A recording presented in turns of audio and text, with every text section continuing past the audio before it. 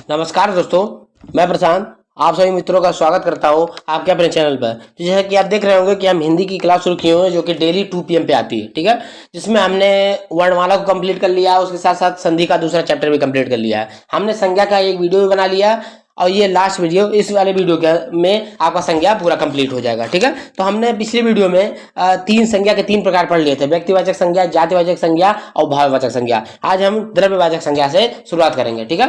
तो वीडियो को शुरू करने से पहले सभी मित्रों से अनुरोध है कि आप ज्यादा चैनल को सब्सक्राइब करें, ज्यादा वीडियो को शेयर करें और लाइक करें, ठीक है। आप प्ले लिस्ट में जाके शुरुआत से पूरा वीडियो देख सकते हैं, ठीक है। ये जो हिंदी क्लास चल रही है यह मुख्यतः यूपी पुलिस कांस्टेबल, यूपीएसआई और यूपी से जूनियर असिस्टेंट के पेपर और जो पीईटी आने वाली है 2024 की, उसके लिए बहुत ही महत्वपूर्ण क्लास है, ठीक है।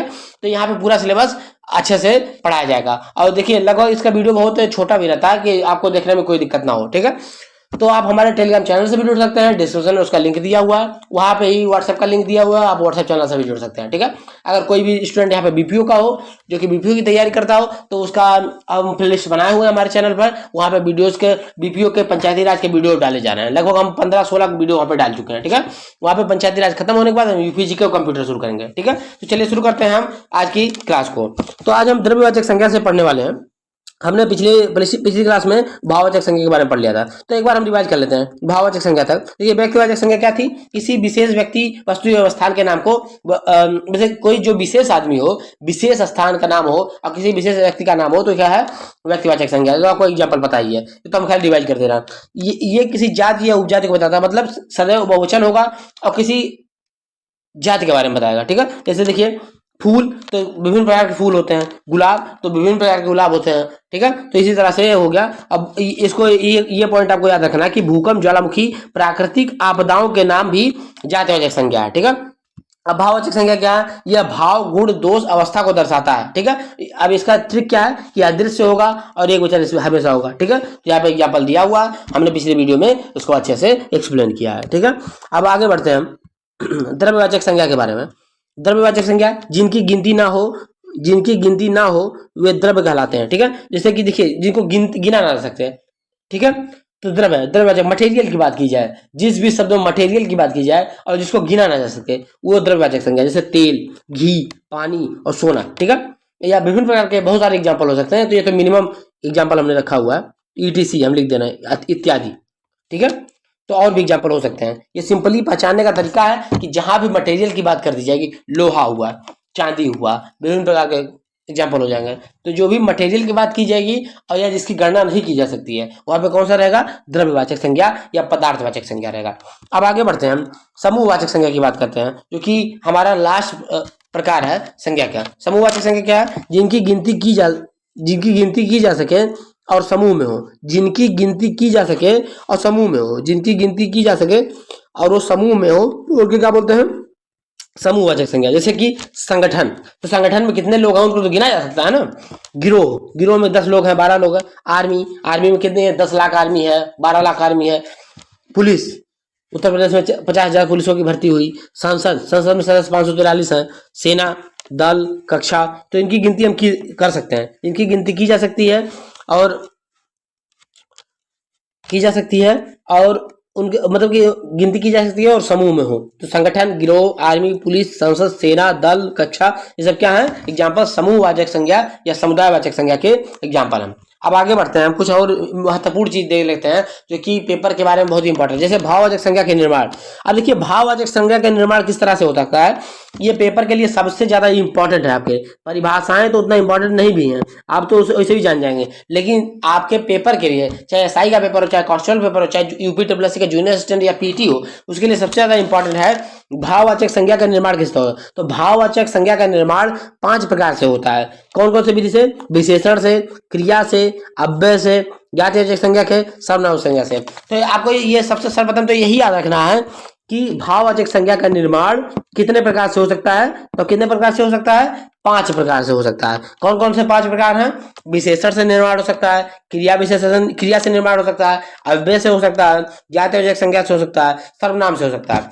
अब देखते हैं पहला टॉपिक आपका विशेषण से कैसे निर्माण होगा, ठीक है। देखिए विशेषण उसे कहते हैं जिसके होने पर गुण दोष आकार किसी व्यक्ति वस्तु की विशेषता बताए। ठीक है, विशेषण ऐसा है जो किसी व्यक्ति गुण दोष आकार किसी व्यक्ति वस्तु की विशेषता बताए, तो उसे विशेषण कहते हैं। तब देखिए विशेषण से कैसे बन सकता है, ये यहाँ पे एग्जांपल दिया हुआ है। तो ऊंचा का क्या बन जाएगा, ऊंचाई, इसको याद कर लेना आपको। नीचा का नीचाई, युवा का यौवन, वीर का वीरता, संतुष्ट का संतुष्टि, विद्वान का विद्वता, बूढ़ा का बुढ़ापा, पीला का पीलापन। देखिए पीलापन, पीलापन, शरीर में पीलापन आ गया तो विशेषता बता रहा शरीर की, इस शरीर के अंदर पीलापन आ गया।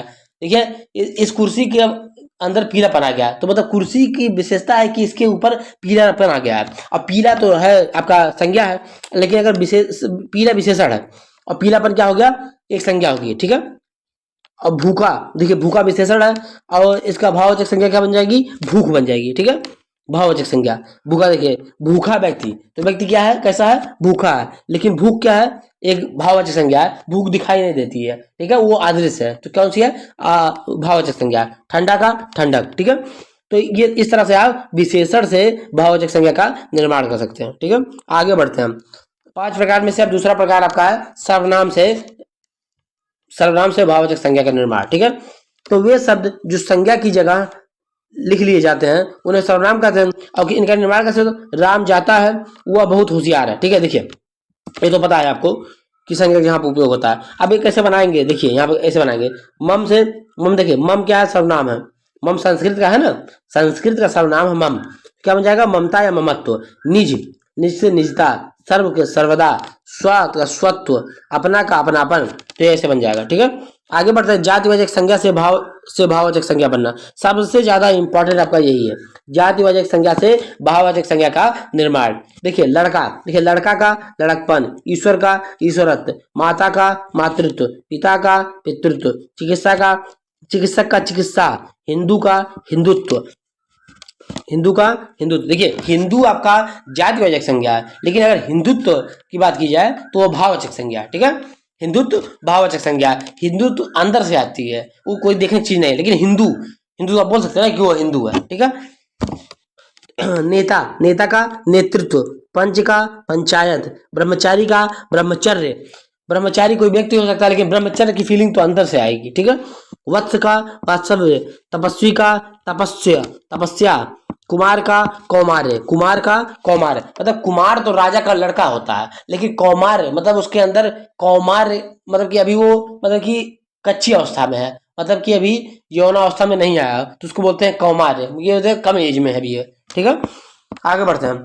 क्रिया से भाववाचक संज्ञा का निर्माण कैसे होता है, देखेंगे आप लोग कि क्रिया से भाववाचक संज्ञा का निर्माण कैसे होता है। देखिए उड़ना, उड़ना क्या है, क्रिया है, तो उड़ना से उड़ान, हंसना से हंसी, दौड़ना से दौड़, पढ़ना से पढ़ाई, घबराना से घबराहट, बांटना से बटाई, कमाना से कमाई। देखिए कमाना से कमाई, कमाना क्रिया है लेकिन कमाई भाववाचक संज्ञा। चुनना से चुनाव, बुनना से बुनाई, खेलना से खेल। क्योंकि खेल क्या है, भाववाचक संज्ञा, और खेलना एक क्रिया हो गया आपका।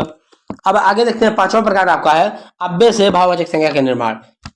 तो अव्यय, देखिए तेज क्या है, अव्यय है, तो इसे क्या बन जाएगा, तेजी।